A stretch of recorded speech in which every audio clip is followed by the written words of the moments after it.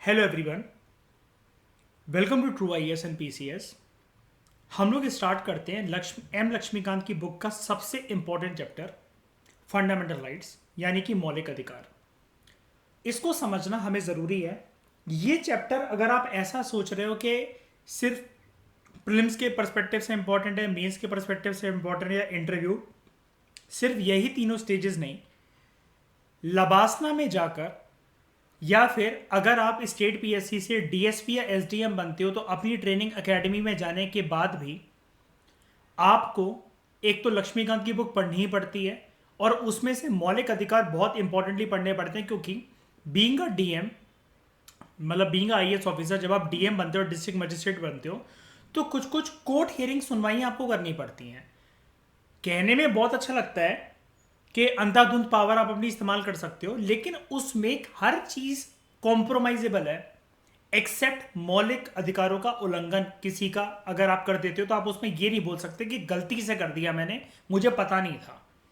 क्योंकि ऐसे केस में आप चाहे प्रधानमंत्री क्यों ना हो, पर्सन डायरेक्टली सुप्रीम कोर्ट जा सकता है आपके खिलाफ। तो ये चीज आपको बेसिक तरीके से पता होनी चाहिए। एम लक्ष्मीकांत की जो बुक इस चैप्टर के बाद आती है, फिर कुछ कुछ जो चैप्टर्स बीच बीच में आते रहेंगे, वो आपका साथ लबासना तक नहीं छोड़ने वाले। ठीक है, लबासना में भी उसी से टेस्ट पेपर्स आपके हुआ करेंगे, और लबासना में भी कई लोगों को जिनको नहीं पता मेंस और प्रीलिम्स के टेस्ट होते हैं वहां पर भी। ठीक है, क्लासेस के बाद। तो पढ़ते हैं हम इस चैप्टर को। जो फंडामेंटल राइट्स हैं वो हमारे संविधान में थर्ड पार्ट में दे रखे हैं, और कहां से लेकर कहां तक आर्टिकल्स हैं? 12 से लेकर 35 तक। अब आप लोगों के दिमाग में अगर थोड़ा बहुत मतलब फैक्चुअल इन्फॉर्मेशन अगर याद रहती है दिमाग को, तो आप लोग मुझसे ये आर्ग्यू करोगे कि सर राइट टू इक्वलिटी जो होता है वो शुरू ही 14 से होता है, और राइट टू कॉन्स्टिट्यूशन रेमेडीज जाकर 32 पे खत्म हो जाता है, जो हार्ट एंड सोल है कॉन्स्टिट्यूशन का, जो रिट्स हैं, हेबियस कॉर्पस, मैंडेमस, सर्चरी। सर इतना हमें पता है कि 14 से शुरू होता है और 32 पे जाके खत्म हो जाता है। तो ये शुरू के जो इससे पहले ये जो 13, 12 जो ये आर्टिकल्स हैं ये क्या हैं, और उसके बाद ये 33, 34 और ये 35 ये क्या है? क्वेश्चन जो निकलता है ना मौलिक अधिकारों में अगर क्वेश्चन बना, मेरे जैसा अगर क्वेश्चन फ्रेम करने वाला हुआ, ये 14 से 32 तक की कहानी तो हर कोई जानता है। क्वेश्चन बनेगा यहां से 12, 13, 33, 34, 35। ठीक है, देखेंगे हम इसको इस चैप्टर में काफी डिटेल में। इस संदर्भ में जो हमारे संविधान निर्माता थे उन्होंने फंडामेंटल राइट्स के चैप्टर को, इसके पार्ट को इंक्लूड करने के लिए, इसके आर्टिकल्स को इंक्लूड करने के लिए इंस्पिरेशन जो ली, जैसे हर चीज हम लोग कहते हैं बोरोड और पैचवर्क है, बी आर अम्बेडकर जी ने और उनकी टीम ने लगभग 60 से ज्यादा संविधानों को स्टडी करा था दुनिया के। तो हर चीज कहीं ना कहीं से ली गई है। क्या मौलिक अधिकार कहीं से लिए गए हैं? जी हाँ, बिल्कुल लिए गए हैं। इसकी इंस्पिरेशन हमने ली यूएसए में। यूएसए में उस टाइम पर फंडामेंटल राइट्स को बोला जाता था बिल ऑफ राइट्स। हमने जब इसको अपने कॉन्स्टिट्यूशन के अंदर डाला, थोड़ा सा ट्विस्ट एंड टर्न करके 19-20 का 18-20 का फर्क करके हमने इसको नाम दिया फंडामेंटल राइट्स, और ये बिल ऑफ राइट्स से थोड़ी सी स्ट्रक्चर में और इंप्लीमेंटेशन में थोड़े से अलग थे, वो हम देखेंगे कैसे। जो पार्ट 3 है ना हमारे कॉन्स्टिट्यूशन का पूरा पार्ट, यानी कि आप ऐसा भी कह सकते हो, ये स्टेटमेंट को आप ऐसे भी लिख सकते हो, आर्टिकल 12 to 35 जो हमारे कॉन्स्टिट्यूशन के अंदर है, आप उसको इंडिया का मैग्ना कार्टा बोल सकते हो। अब आपके दिमाग में आया होगा इंडिया का मैग्ना कार्टा मतलब, तो ये मैग्ना कार्टा क्या होता है देखते हैं। Magna carta UK, England, great Britain कह लो, 1215 साल में, साल देखना 1215, ये नंबर कोई नहीं है, ये ईयर है ये। ठीक है, जैसे हम लोग अभी 2022 में, ऐसे 1215 इंग्लैंड में मोनार्की रही है शुरू से। तो क्वीन एलिजाबेथ के खानदान का कोई रहा था जिसका नाम था किंग जॉन। उसने सबसे पहले दुनिया में एक अधिकारों का एक डॉक्यूमेंट पेश करा था जिसको हम लोग कहते हैं चार्टर ऑफ राइट्स। ऑफिशियल इसका नाम था मैग्ना कार्टा। अभी इसका थोबड़ा दिखा दूंगा मैं आपको। जो इंग्लैंड के अंदर उस टाइम पर बैरन्स थे, नोबल्स थे, कुछ लोगों के प्रेशर में, आप इतना समझ जाओ, हमें वर्ल्ड हिस्ट्री नहीं जाननी है, उनके प्रेशर के अंदर किंग जॉन को ऐसा करना पड़ा। ऐसा माना जाता है जनता को मौलिक अधिकार एक ऐसे अधिकार, एक ऐसा राइट जिनका उल्लंघन बिल्कुल भी बर्दाश्त नहीं करा जाएगा। वर्ल्ड में अगर किसी कंट्री में इसकी झलक देखने को कभी मिलती है ना इतिहास में, तो वो इंग्लैंड के अंदर देखने को मिलती है। Under a banner, under a document named S Magna carta, 1215 साल में इशू करा गया था। अब ज्यादा दिमाग मत लगा लेना, गलती से 1215 बीसी लिखकर मत आ जाना, ठीक है, ये एडी ही है। ओके, 1215 साल में किंग जॉन ने से इशू करा था, और ये फर्स्ट रिटन डॉक्यूमेंट है जो कि फंडामेंटल राइट्स से रिलेटेड है। डायरेक्टली नहीं है, और ऑब्वियसली बात है, जमाना अलग था, उस टाइम के राइट्स अलग थे, उस टाइम का प्रेशर अलग था, कौन से राइट सिटीजन्स को चाहिए थे, बैरेंस क्या डिमांड कर रहे थे, वो सारी चीजें अलग थी। लेकिन मौलिक अधिकारों का स्ट्रक्चर और होते क्या है, वो होने भी चाहिए कि नहीं होनी चाहिए, इस बात की परंपरा आप कह सकते हो कि पूरे के पूरे ग्लोब पर, प्लेनेट अर्थ पर इंग्लैंड में शुरू हो गई थी। तो मैं आपको मैग्ना कार्टा ओरिजिनल पिक्चर दिखा देता हूँ। कुछ ऐसी दिखती है ये पिक्चर, जो ओरिजिनली प्रिजर्व्ड है। ये यहाँ पर इसको ये इशू करा गया था। ये ओरिजिनल पेज की शक्ल है। ये किंग जॉन ऑफ इंग्लैंड ने इसे इशू करा था 1215 में, under pressure from the barons. ये देखो, ये जो डॉक्यूमेंट दिख रहे हैं, यही ये डॉक्यूमेंट है। इंग्लैंड में जब भी, जैसे हमारे यहाँ कोई भी बिल पास होता है तो वो एक्ट बनता है तो प्रेसिडेंट साइन कर देते हैं, नॉर्मल एक्ट बन जाता है ना। इंग्लैंड में थोड़ा सा मोनार्की को रिस्पेक्ट देने के लिए जब भी कोई चीज़ जैसे आती है ना, तो जैसे अगर मैं आपको दिखाऊं कि एक्ट आया, फॉर एग्जांपल चार्टर एक्ट की बात कर लेते हैं, लक्ष्मीकांत का पहला चैप्टर, चार्टर एक्ट ऑफ 1773, ठीक है। कोई भी जैसे ये एक्ट आता है ना, चार्टर एक्ट आप जानते हो, आपने सुना ही होगा, तो उसमें ये ना क्वीन या फिर जो भी मोनार्क होते हैं, ये अटैच कर देते हैं अपना सिंबल। ये नीचे आप कॉइन सा ये देख रहे हो, मेडल टाइप, ये ज़रूर लटका देते हैं। जैसा कि मेडिवल टाइम में जो कॉपर प्लेट का कंसेप्ट नहीं था कि ऑफिशियल डॉक्यूमेंट है, किसी राजा ने मतलब रिलीज करा है, जिसको घर दिया गया है ना, ब्रह्मदेव ब्राह्मण को दान करा गया, ये इसी प्रकार से उनके प्रक्रिया चलती है कि ये चीज़ ज़रूर अटैच कर दी जाती है। अभी भी होती है आज भी, और आज बहुत ज़्यादा स्टैंडर्ड तरीके से ही होती है। लेकिन ये चीज़ ना प्रक्रिया फाइनल अप्रूवल टाइप, और यहाँ पर एक तरीके से वो लग जाता है कि भैया डॉक्यूमेंट को मजाक में मत लेना, ये किंग या क्वीन या सिंपली हम लोग बोले मोनार्की ने इशू करा है, मोनार्क ने इशू करा है, इसको कुछ ऐसा होता है ये, ठीक है। इसके बारे में और डिटेल में हम लोग बात करेंगे इस सिक्के के बारे में, जब मैं आपको मॉडर्न इंडियन हिस्ट्री पढ़ाऊंगा कि क्वीन वगैरह तो, किंग वगैरह तो बहुत कम आते थे ना। फ्रेंच, ये जो sorry English east India company थी, ये इतने पावर के राइट और जो एक्ट आते थे, ये कैसे आते थे, ये लोग कहाँ बनाते थे एक्ट, ये कैसे बनकर आता था और ये लागू कैसे हो जाता था। तो उसमें इस स्टैम्प की बहुत भूमिका रहती है। ये एक प्रकार का बस सील होता है मेडल की फॉर्म में।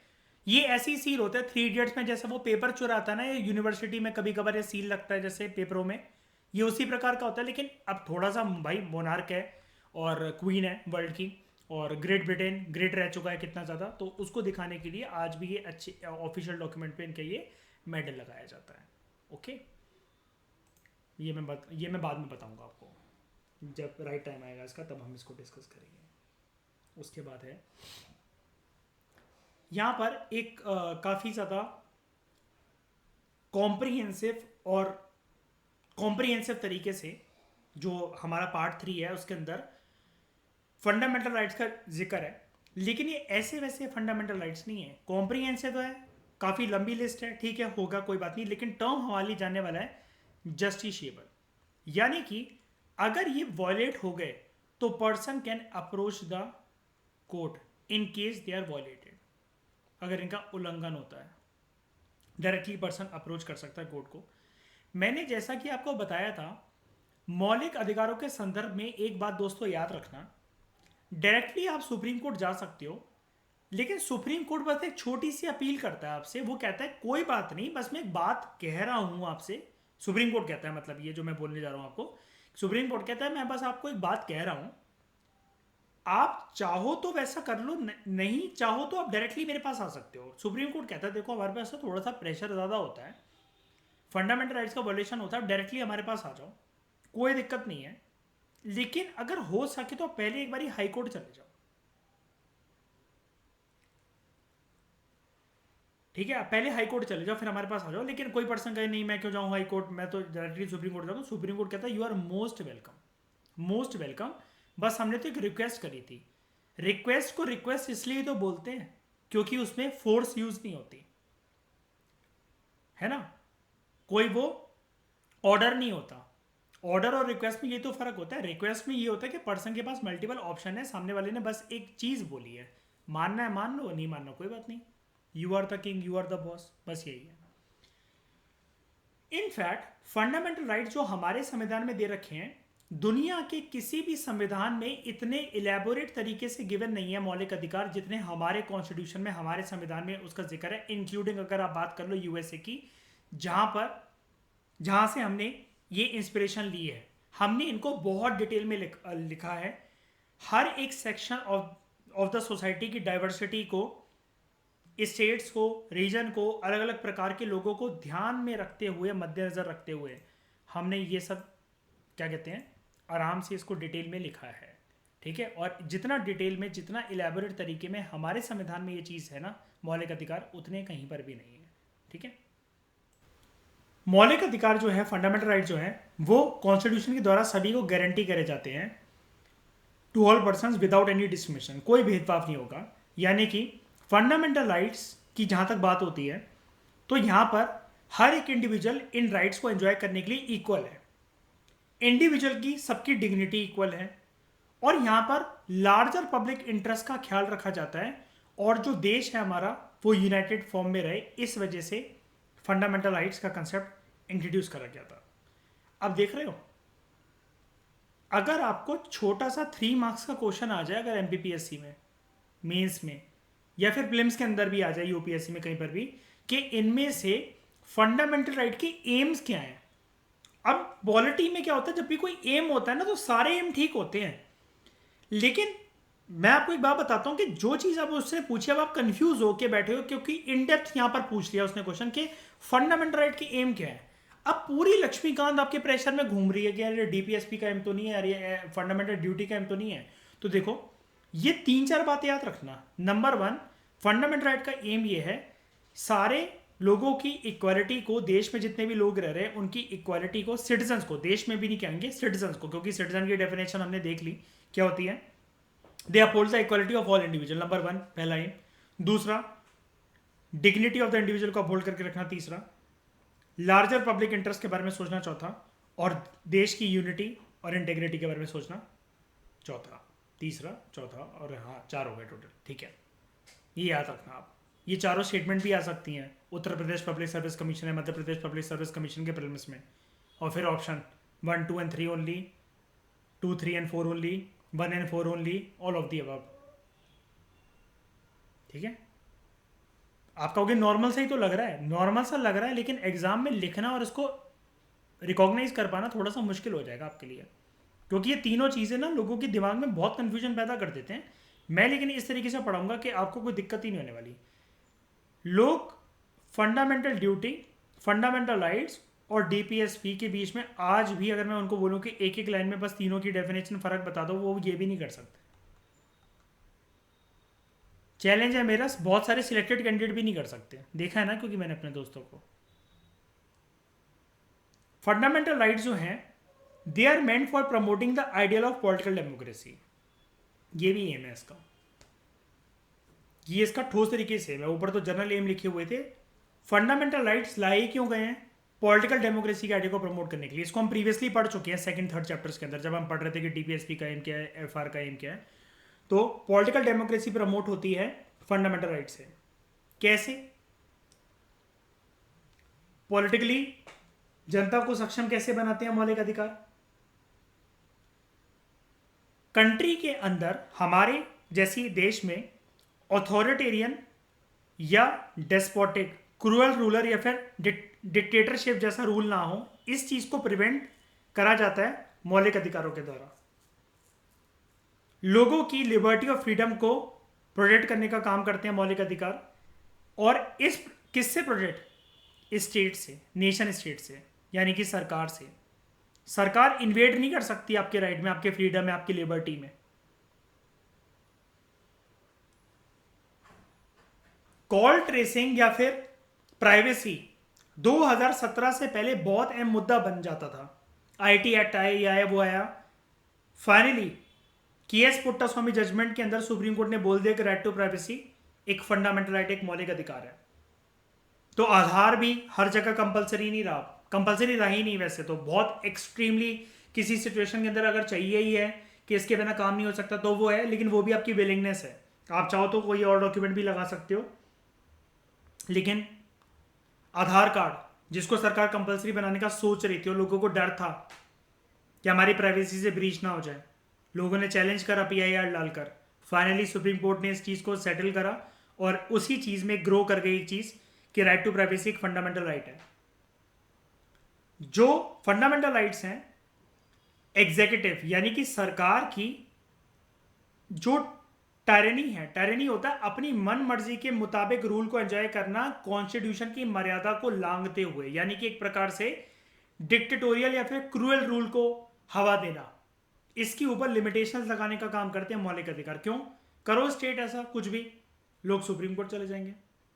तुम छीनो किसी का लैंड या कुछ भी, किसी को भगाओ, लोग सुप्रीम कोर्ट चले जाएंगे। और कंपनसेशन अमाउंट सुप्रीम कोर्ट बहुत बढ़िया दिलवाता है।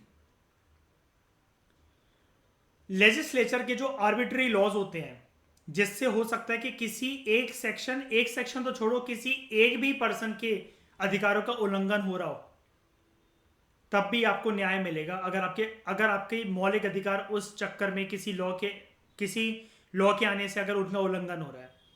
मैं आपको बहुत अच्छे अच्छे केसेस बढ़ाऊंगा। एक हिंट बताता, एक बात बताता हूँ छोटी सी मैं यहाँ पर आपको 1-2 मिनट के अंदर। क्या हुआ था, एक कसाई था, बहुत साल पहले की बात है, आई थिंक इंदिरा गांधी जी तब नहीं आई थी, उससे पहले की बात है। तो ऐसे एक केस गया था,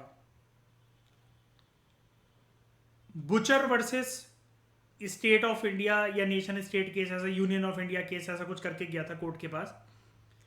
मतलब ये था कि जो कसाई था उसको रोका जा रहा था कि तुम ये क्या कहते हैं अपना धंधा छोड़ दो, और जो भी होंगे हिंदू रेडिकलिस्ट कुछ होंगे या कुछ नेशनलिस्ट होंगे, जो भी हैं, मतलब वो ये ऐसा वो बोल रहे थे। तो उसने चैलेंज करा कि इसको कि यार ये मेरा प्रोफेशन है, ये मेरी जॉब है, ये मुझे रोटी देता है, इसलिए अगर आपके मन में आता है ना कि कसाई खाने एकदम से बंद क्यों नहीं हो जाते हैं, वो इस वजह से नहीं हो जाते, सुप्रीम कोर्ट ने लगाम लगा रखी है, वो भी एक प्रोफेशन है। और सरकार जो है ना, देश के अंदर चलो कसाईयों को रोक भी लेगी मुर्गा बकरा मीट मांस मच्छी काटने से, लेकिन हमारे, अगर मैं आपको इकोनॉमिक्स से पढ़ाऊंगा तब आपको मैं दिखाऊंगा, अनबिलीवेबल अमाउंट में मीट चिकन बीफ एक्सपोर्ट होता है हमारे देश से।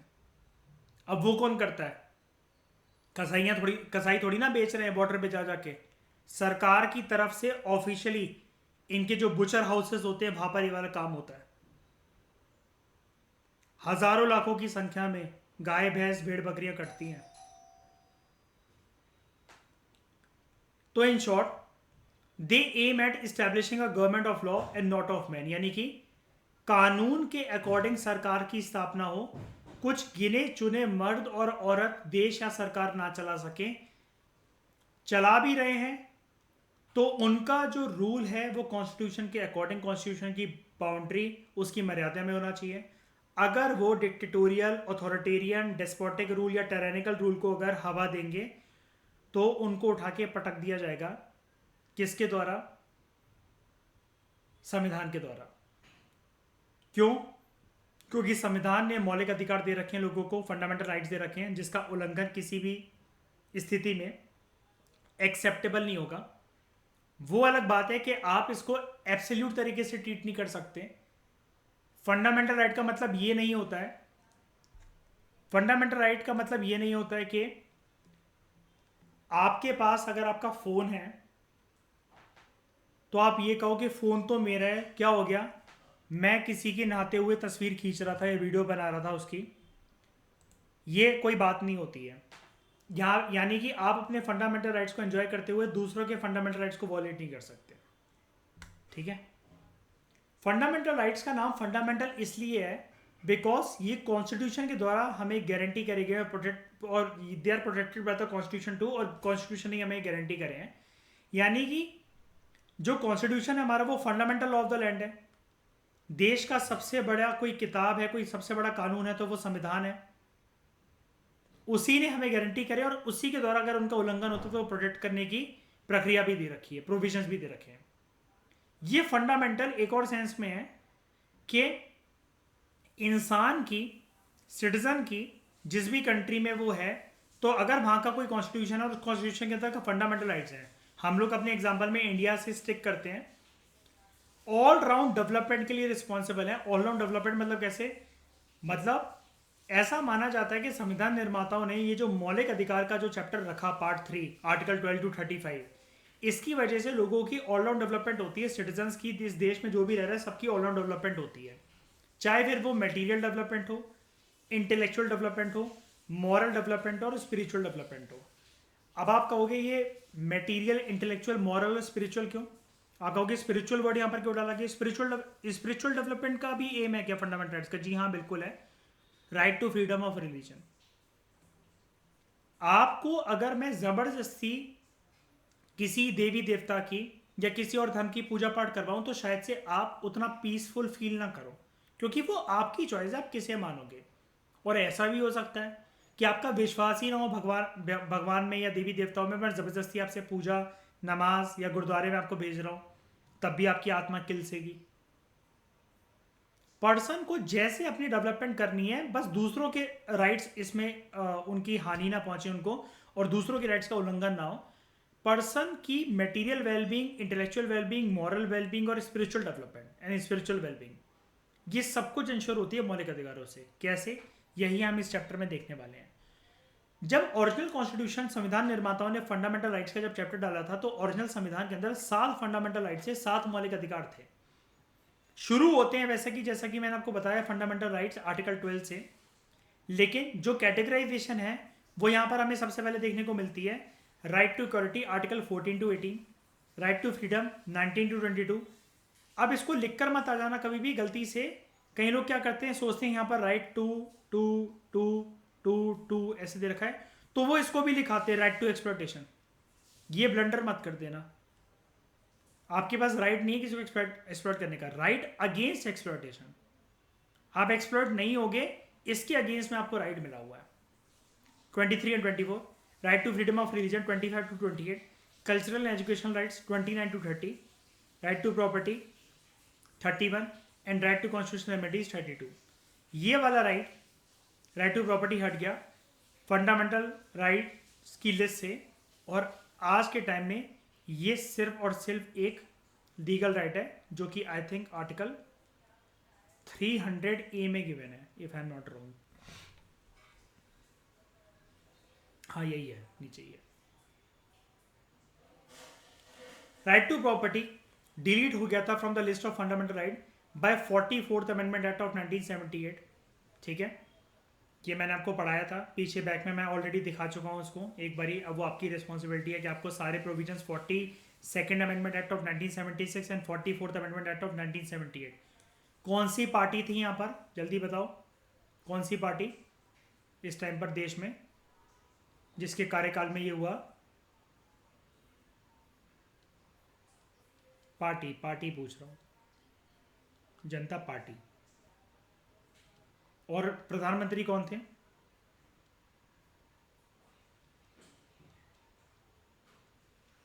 मोरारजी देसाई। ठीक है, तो एट प्रेजेंटली हमारे देश में कितने फंडामेंटल राइट हैं? 6। ठीक है, इंटरव्यू में इस प्रकार के क्वेश्चंस के लिए रेडी रहना, क्योंकि आप सबका PSIR ऑप्शनल है। ये चैप्टर करते करते आपको समझ में आ जाएगा कि अगर वो आपसे पूछे mister Zaid what do you think कि फ्यूचर में इंडिया की परिस्थितियों को देखते हुए अगर आपके हाथ में पावर हो तो आप सरकार को क्या सुझाव देंगे कि और कौन से फंडामेंटल राइट्स को हमें ऐड करने की जरूरत है, और वो क्या होंगे, और आपके हिसाब से वो फंडामेंटल राइट ही क्यों होंगे? इस प्रकार के क्वेश्चन के लिए रेडी रहना इंटरव्यू में, ठीक है। इस पहले से प्रिपेयर करके जाना, डोंट वरी, हमारा कोर्स कंप्लीट हो जाएगा, मैं होलिस्टिक डेवलपमेंट करवाऊंगा, इसलिए मैं टेस्ट के साथ साथ आपकी 3 स्टेजेस रखना शुरू कर रहा हूँ, प्रीलिम्स, मेंस एंड इंटरव्यू। क्योंकि लिखना, पहचानना टिक मार्क करके, और बोलना सामने, तीनों बहुत अलग चीज़ें होती हैं। एक होता है कि आंसर मेरे सामने ही है, मतलब प्रीलिम्स की जो मेरे को शीट मिली है ना, भगवान की कृपा से, वाहेगुरु की कृपा से, अल्लाह की कृपा से मेरे सामने ही है आंसर मेरा। 200 के 200 मार्क्स मेरे सामने ही, बस मुझे आइडेंटिफाई करना उनको। मेंस है, क्वेश्चन प्रिंटेड है, लिमिटेड स्पेस के अंदर लिमिटेड आइडियाज मुझे थ्रो करने हैं जो कि दूसरों से बेस्ट होने चाहिए।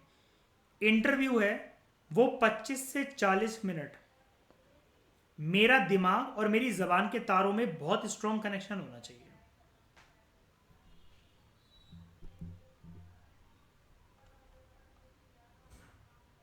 Thank you very much for discussion.